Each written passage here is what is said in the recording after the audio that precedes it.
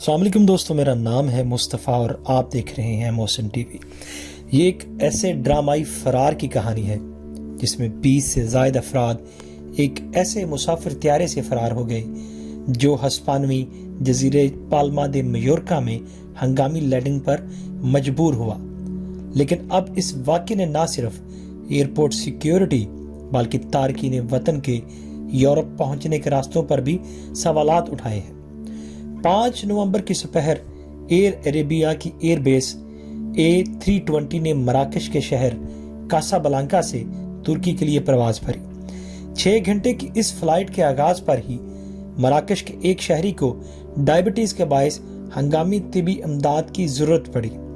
طیارے نے ہسپانوی جزیرے پالما دے میورکا میں ہوائی اڈے پر لینڈنگ کی اجازت مانگی تاکہ اس شخص کو طبی امداد مل سکے۔ جہاز کی لینڈنگ کے بعد اس شخص کو اپنے ساتھ سفر کرنے والے ایک اور شخص اور سول گارڈز کے ہمراہ ایمبولینس میں ہسپتال لے کر جایا گیا، اور اسی لمحے چند مسافروں نے جہاز سے اترنے کی کوشش کی۔ اس واقعے کی تفتیش کرنے والے ایک مقامی عدالت کی رپورٹ کے مطابق جہاز میں ایک بڑا جھگڑا ہوا جب کئی مسافروں نے سگریٹ نوشی کرنے کے لیے ہوائی پٹے پر جانے کی اجازت مانگی اور جہاز کے عملے کو ڈرایا دھمکایا۔ اس رپورٹ کے کچھ ایسے حصے ہسپانوی میڈیا میں بھی شائع ہوئے ہیں۔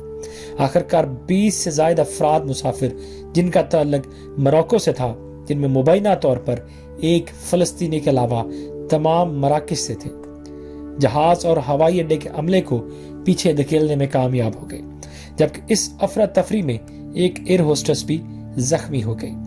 جہاز میں سوار ایک اور مسافر کی جانب سے بنائی گئی ویڈیو میں دیکھا جا سکتا ہے کہ کیسے کچھ لوگ جہاز سے نکلنے کے لیے عملے کو دھکے دے رہے تھے، جبکہ پہلے نکل جانے والے کچھ مسافر جہاز سے دور بھاگ رہے تھے۔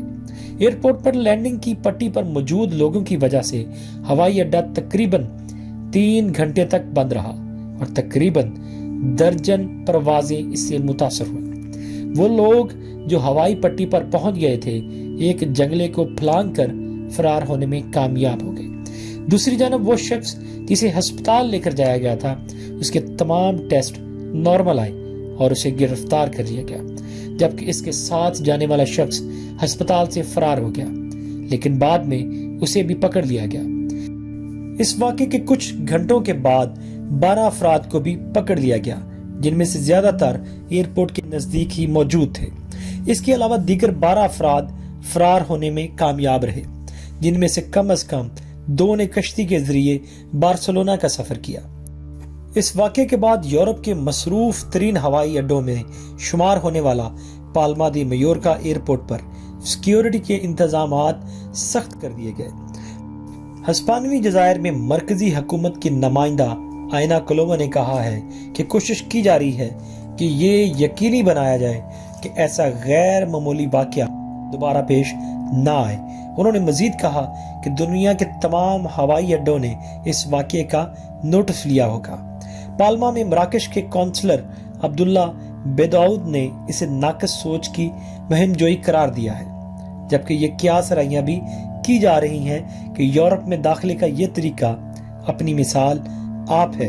حالیہ برسوں میں کئی ہزار افریقی تارکین وطن بحیرہ روم کو عبور کر کے اسپین اور ہسپانوی جزائر یا بحیرہ اوقیانوس کے ذریعے کناریا جزائر جانے کی کوشش کر چکے ہیں۔ یہ ایک بدنام زمانہ خطرناک سفر ہے اور صرف گزشتہ 1 برس کے دوران ہی اس میں 1700 لوگوں نے اپنی جانیں گنوا چکے ہیں۔ یورپ پہنچنے کے لیے تارکین وطن سمگلروں کو بڑی رقم ادا کرتے ہیں۔ مبصر کیمیلو جوزے سیلاکون کے مطابق جعلی بیماریاں اور یورپ پہنچنے کے دوسرے تخلیقی اور جنونی طریقے اب تارکین وطن میں عام ہیں۔ ہوائی اڈوں کی حفاظت کے بارے میں خدشات کے باوجود وہ ایسے متبادل طریقوں کو روایتی راستوں کے مقابلے میں زیادہ ترجیح دیتے ہیں۔ اسپین اور دیگر ملکوں کے ہوائی اڈے اس بات کو یقینی بنانے کے طریقے تلاش کر رہے ہیں کہ یہ واقعہ دوبارہ پیش نہ آئے، لیکن اسپین کے دائیں بازو کے اخبار ABC کے مطابق یہ ایک نئے رجحان کا آغاز ہو سکتا ہے۔ انہوں نے اس طریقے کے بارے میں بات کرتے ہوئے کہا کہ یہ ان کے لیے بہت سستا کم خطرناک، بعد میں قرضوں کی ادائیگی کے بغیر اور کامیابی کے اچھے مواقع پر مشتمل ہے۔ اسپین کی انتہائی دائیں بازو کی جماعت ووکس اس واقعے کو تارکین وطن سے متعلق اپنے موقف کی توثیق اور اس بات کے ثبوت کے طور پر دیکھ رہی ہے کہ اسپین کی فضائی، زمینی اور سمندری سرحدوں پر سخت پہرے داری کی ضرورت ہے۔ دوسری جانب اس کیس کی تحقیقات جاری ہے اور تفتیش کار اس بات کا تعین کرنے کی کوشش کر رہے ہیں کہ اس واقعے کی کس حد تک پہلے منصوبہ بندی کی گئی تھی۔ جہاز سے فرار ہونے والے تمام افراد کے پاس کوئی سامان نہیں تھا، جو اس بات کی جانب اشارہ کرتا ہے کہ وہ تمام ممکنہ طور پر پرواز میں اس مقصد سے سوار ہوئے تھے۔ تفتیش کار فیس بک کے ایک ایسے اکاؤنٹ کی جانچ بھی کر رہے ہیں جس کو مراکش کے ہزاروں نوجوان فالو کرتے ہیں۔ مبینہ طور پر جولائی کے مہینے میں اس اکاؤنٹ پر ایک ایسا منصوبہ شیئر کیا گیا تھا جو کہ 5 نومبر کو پیش آنے والے اس واقعے سے بہت ملتا جلتا ہے۔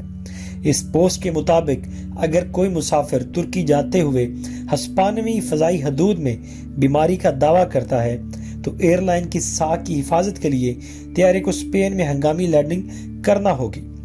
اس پوسٹ پر مزید لکھا گیا کہ اگر آپ دلچسپی رکھتے ہیں تو سائن اپ کریں۔ زیر حراست 12 افراد کو غیر قانونی امیگریشن سے لے کر بغاوت تک کے مقدمات کا سامنا ہے۔